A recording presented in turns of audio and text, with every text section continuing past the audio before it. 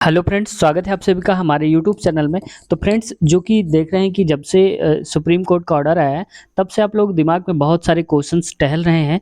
बार-बार लोग पूछ रहे हैं कि क्या होगा? तो इसमें कुछ क्वेश्चंस हमने लिए हैं, उनके बारे में आज हम डिस्कस करेंगे, जो कि सबसे इम्पोर्टेंट क्वेश्चन है आप लोगों के लिए, जो आपके दिमाग में सबसे ज़्यादा आजकल घूम रहे हैं। अब देखो, बीएड वाले बीपीएससी पेपर दे सकते हैं क्या? इसके बारे में भी चर्चा करेंगे आज।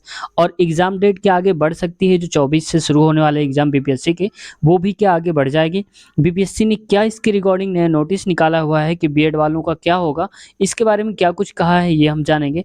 और सुप्रीम कोर्ट का जो फैसला है, जो सबसे अहम है कि सुप्रीम कोर्ट का जो फैसला है, क्या वो अब बदला जा सकता है? क्या इसके बारे में कुछ ऐसा हो सकता है कि इसे बदल दिया जाए? तो इन सब के बारे में आज हम वीडियो में बात करने वाले हैं। तो फ्रेंड्स, आप वीडियो में अंत तक बने रहें, और अगर आप चैनल पर नए हैं तो आपसे रिक्वेस्ट है, चैनल को सब्सक्राइब कर लें। तो आइए शुरुआत करते हैं आज की इस वीडियो की। तो फ्रेंड्स देखो, सबसे पहला क्वेश्चन जो आपका था यहाँ पर कि बीएड वाले बीपीएससी के पेपर दे सकते हैं क्या? तो जी हाँ, बिल्कुल पेपर दे सकते हैं। ठीक है? क्योंकि यहाँ पर क्या है कि अब कुछ लोग सोच रहे हैं कि हम वहाँ पर जाएँगे, इतनी दूर जाएँगे, बहुत सारा खर्च आ जाएगा, और हो सकता है वैलिड तो है ही नहीं, अब ऐसे मानना है हम लोगों का, है ना?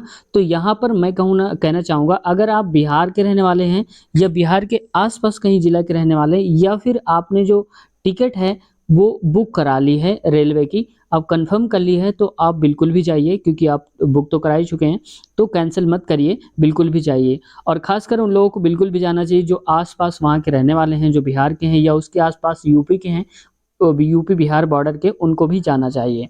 और जिन्होंने अभी तक कुछ नहीं किया है, मतलब ना टिकट बुक कराई है, और वो सोच रहे हैं कि जाना चाहिए या नहीं जाना चाहिए, तो फ्रेंड्स आपको थोड़ा-सा वेट कर लेना चाहिए 2-4 दिन का और, क्योंकि इससे ज़्यादा कुछ हो भी नहीं सकता है, सिर्फ़ वेट ही किया जा सकता है।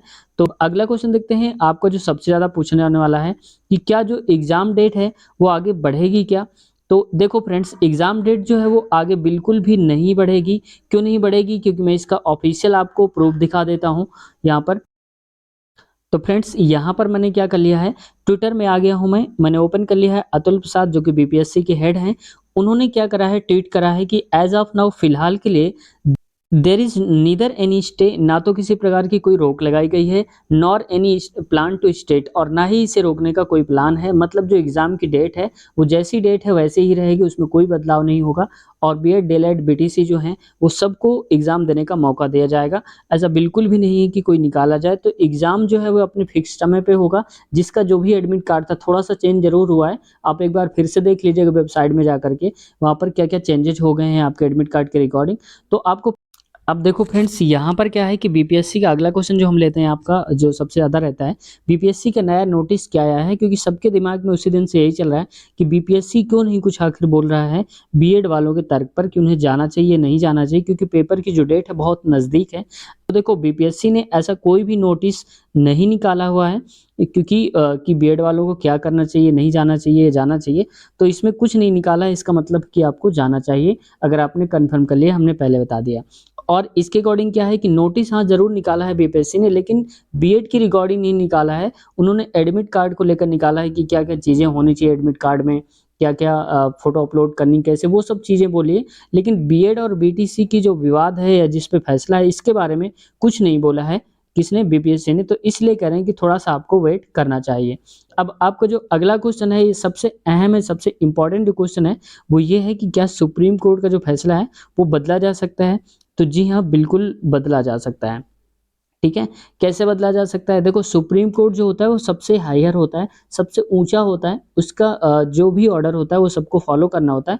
लेकिन उसकी भी रिकॉर्डिंग कुछ चीज़ें होती हैं, क्योंकि एक होता है रिव्यू पिटिशन फाइल, अगर हम रिव्यू के लिए कोई डाल सकता है वहाँ पर, ठीक है? रिव्यू का मतलब है कि जो सुप्रीम कोर्ट है, जो उसने फैसला दिया है, उस पर थोड़ा दोबारा से विचार करेगी, दोबारा से वो सोचेगी क्या फैसला जल्दबाज़ी में दे दिया है, या हमने ऐसा तो नहीं कहीं पर कि कुछ प्रूफ़ हमने नहीं जुटाए हैं, कुछ साक्ष्य की कमी से हमने ऐसा फ़ैसला दे दिया।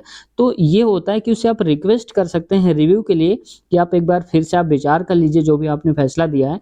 तो हो सकता है इन केस कि वो फ़ैसला फिर से चेंज हो जाए।